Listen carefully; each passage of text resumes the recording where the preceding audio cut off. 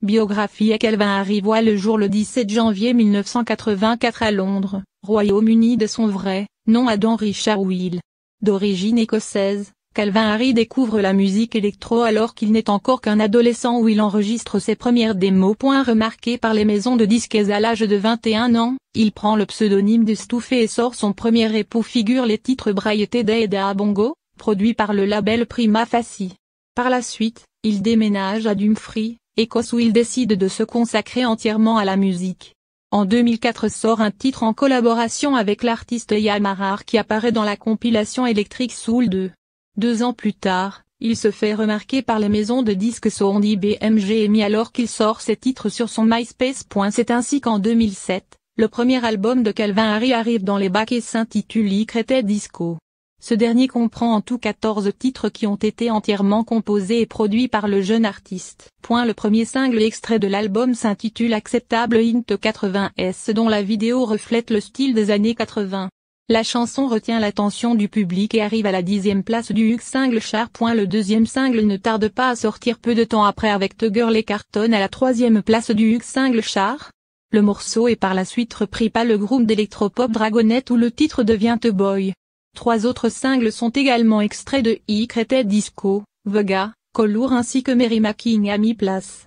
Peu après la sortie de ce premier opus, Calvin Harris s'embarque dans une tournée aux côtés de Groove Armada et Faithless. Sollicité par les artistes, l'année 2007 est décidément une année faste pour Calvin Harris, car après la sortie de son album, il reçoit de nombreuses sollicitations d'artistes qui veulent collaborer avec lui. Ainsi, il participe à l'album de Kylie Minogue intitulé X dans les titres Heartbeat Rock ainsi que In Me Arin.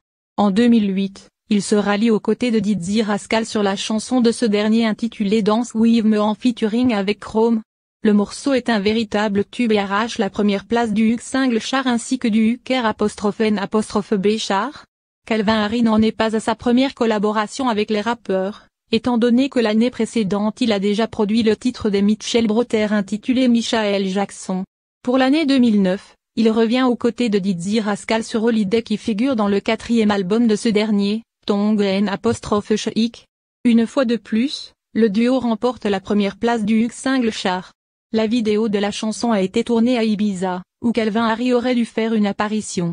Finalement, l'idée a été rejetée lorsque le musicien n'a pas eu la possibilité d'y porter ses fameuses lunettes représentatives. Par la suite, il collabore également avec Sophie Ellie Bextor pour son 4e album dont la sortie est prévue prochainement. Calvin Harris y produit 2 titres à savoir Calling It Love ainsi que Off and On. Entre albums et remixes tout en collaborant auprès de nombreux artistes, Calvin Harris travaille sur son 2e album, Ready for the Weekend. Le premier single extrait de l'album arrive dans les bacs au printemps 2009 et s'intitule I'm No Alone. La vidéo de I'm No Alone représente un petit garçon qui arbore toujours les fameuses lunettes et qui tente de ramener à la vie son ours en peluche. La chanson est un véritable tube et entre à la première place du UK Single Chart. Le deuxième single ne tarde pas à voir le jour et s'intitule Ready for the Weekend avec une 3e place au UK Single Chart, suivi du 3e single de l'artiste Flashback. Comprenant 14 titres. L'album arrive à la première place du UK Album Chart et par la même occasion devient disque d'or. Par ailleurs, Calvin Harris est également à l'origine de nombreux remixes des plus grands tubes de ces dernières années. Ainsi, on lui doit entre autres les remixes de Rocksteady des Alcins, Gréa DJ de The Tintin, Go Deba de Kaiser Chief, Chewolf de Shakira ou encore Hacking Up in Vega de Katy Perry pour ne citer que ceux-là. Avec Rihanna, sa renommée devient mondiale. En 2010. Calvin Harris rejoint l'équipe de Rihanna et lui concocte The Found Love. Le succès est immédiat dès sa sortie. Le nom de Calvin Harris est sur toutes les lèvres.